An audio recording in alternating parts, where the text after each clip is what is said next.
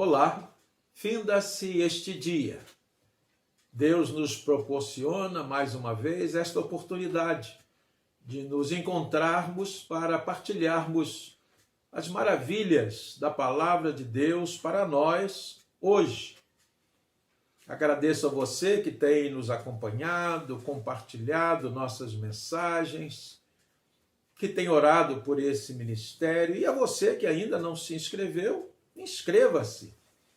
E também não esqueça de ativar o sininho para receber as novas postagens em nosso canal.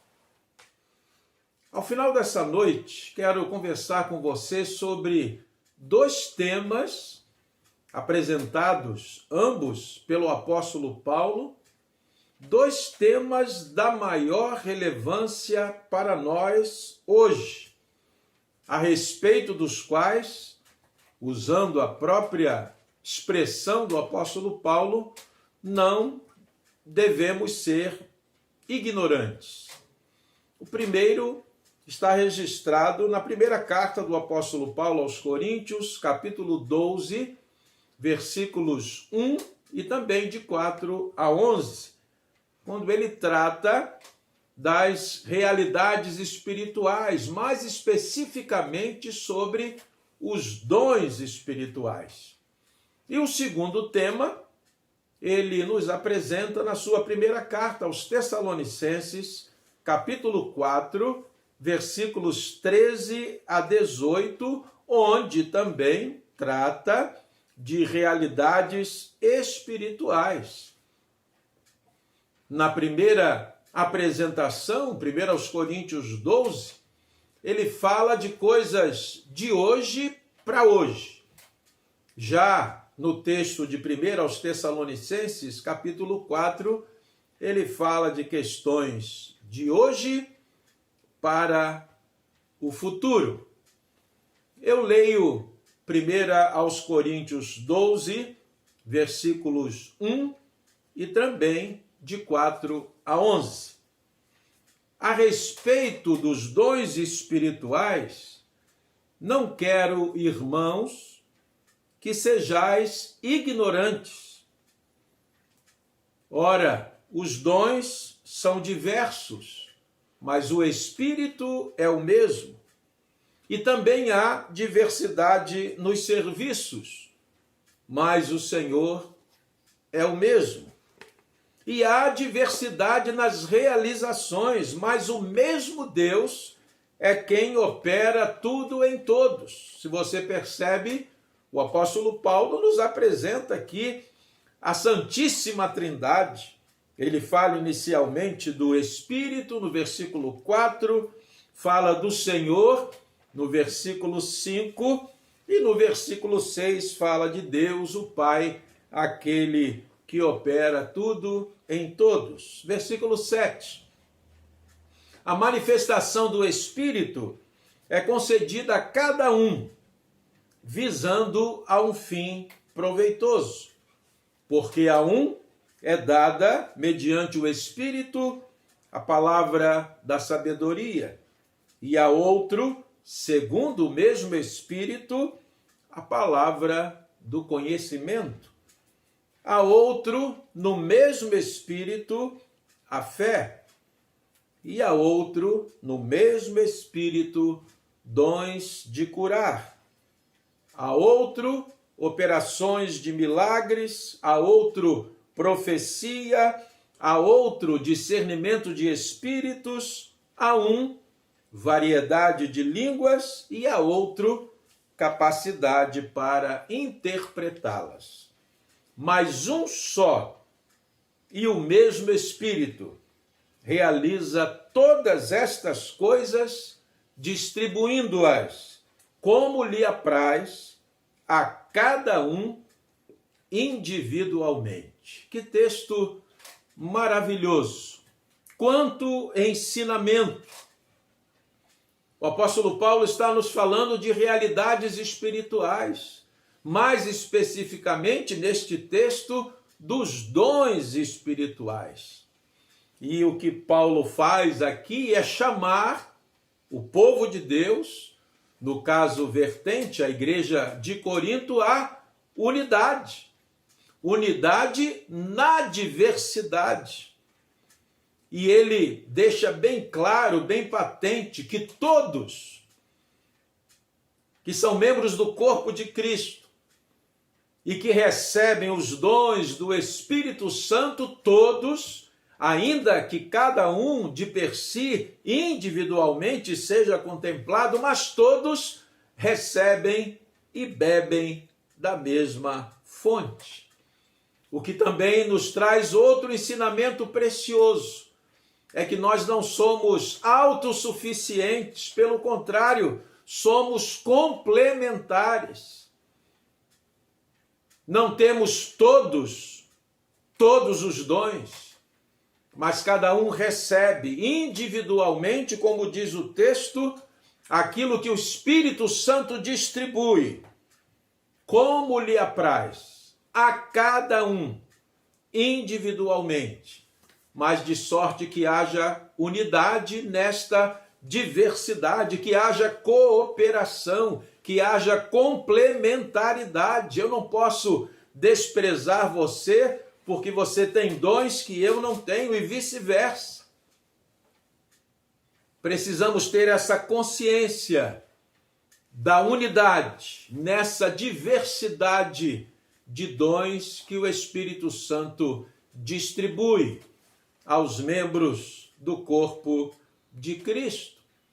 E isso fica ainda mais evidente pelo que o apóstolo Paulo fala no versículo 7. A manifestação do Espírito é concedida a cada um, visando a um fim proveitoso. Proveitoso não apenas ao indivíduo, mas proveitoso a todo o corpo, a toda a comunidade. Cada um trazendo, cooperando com aquilo que tem e que recebeu da mesma fonte que é o Espírito Santo de Deus. Cada um cooperando, participando da vida comum, da vida do corpo, de maneira a que essa unidade seja preservada na diversidade dos dons. Já o outro tema da maior relevância, sobre o qual, diz o apóstolo Paulo, não devemos ser ignorantes, diz respeito às coisas espirituais do hoje, do presente, mas com um olhar lançado para o futuro. Aquilo que Paulo expõe em 1 Coríntios 12 diz respeito às coisas, realidades espirituais do hoje para o tempo presente, para a vida da igreja aqui e agora. Neste tempo de consolidação, nesse tempo de desenvolvimento da vida da igreja. Mas quando escreve a sua primeira carta aos Tessalonicenses, capítulo 4, versículos 13 a 18, Paulo vai apresentar, trazer um ensino a respeito de coisas do hoje, mas que apontam para um futuro glorioso, especialmente quando da volta do Senhor Jesus Cristo. Eu leio, portanto, primeiro aos Tessalonicenses 4, versículos 13 a 18, que diz assim: não queremos, porém, irmãos, que sejais ignorantes. Assim como Paulo disse lá em 1 Coríntios 12, versículo 1, ele diz aqui também: não queremos, porém, irmãos, que sejais ignorantes, com respeito aos que dormem, para não vos entristecerdes como os demais que não têm esperança. Os tessalonicenses estavam profundamente preocupados e entristecidos ou prestes a viver um tempo de tristeza em razão dos irmãos que já tinham morrido, que estavam dormindo, como diz aqui o texto do versículo 13, usando este eufemismo para falar daqueles que já haviam morrido. estavam preocupados com relação aos corpos dos irmãos que já haviam morrido. E Paulo, então, traz este ensino glorioso, recheado de esperança, de certeza e confiança no Senhor. E ele, portanto, diz: não queremos, porém, irmãos, que sejais ignorantes com respeito aos que dormem, para não vos entristecerdes como os demais, que não têm esperança. Estes que não têm esperança são os gentios, são os pagãos, são os ímpios.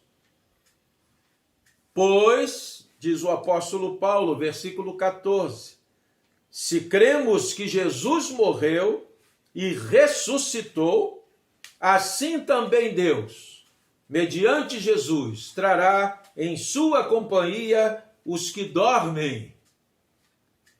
Ora, ainda vos declaramos por palavra do Senhor isto: nós, os vivos, os que ficarmos até a vinda do Senhor, de modo algum precederemos os que dormem. O que Paulo está dizendo aqui, em outras palavras, é que na volta de Jesus Cristo haverá total imparcialidade. Ninguém será beneficiado. É o que Paulo diz aqui: de modo algum, aqueles que estiverem vivos precederão os que dormem. Porquanto o Senhor mesmo, dada a sua palavra de ordem, ouvida a voz do arcanjo e ressoada a trombeta de Deus, descerá dos céus, e os mortos em Cristo ressuscitarão primeiro.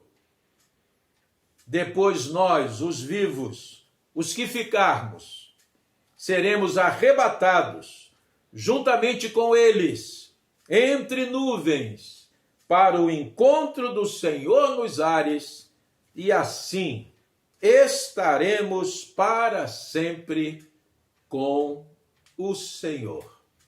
Esperança, confiança, a morte não tem a última palavra. Nós aguardamos a ressurreição e Jesus Cristo é o primeiro, o primogênito do novo mundo, da nova vida.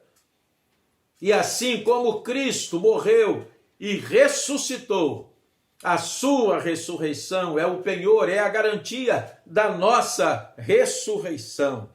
E Paulo termina no versículo 18 dizendo: consolai-vos, pois, uns aos outros com estas palavras. Tudo isso para evitar a tristeza pela incerteza da condição daqueles que morreram em Cristo, que era uma preocupação, séria preocupação da parte dos nossos irmãos tessalonicenses.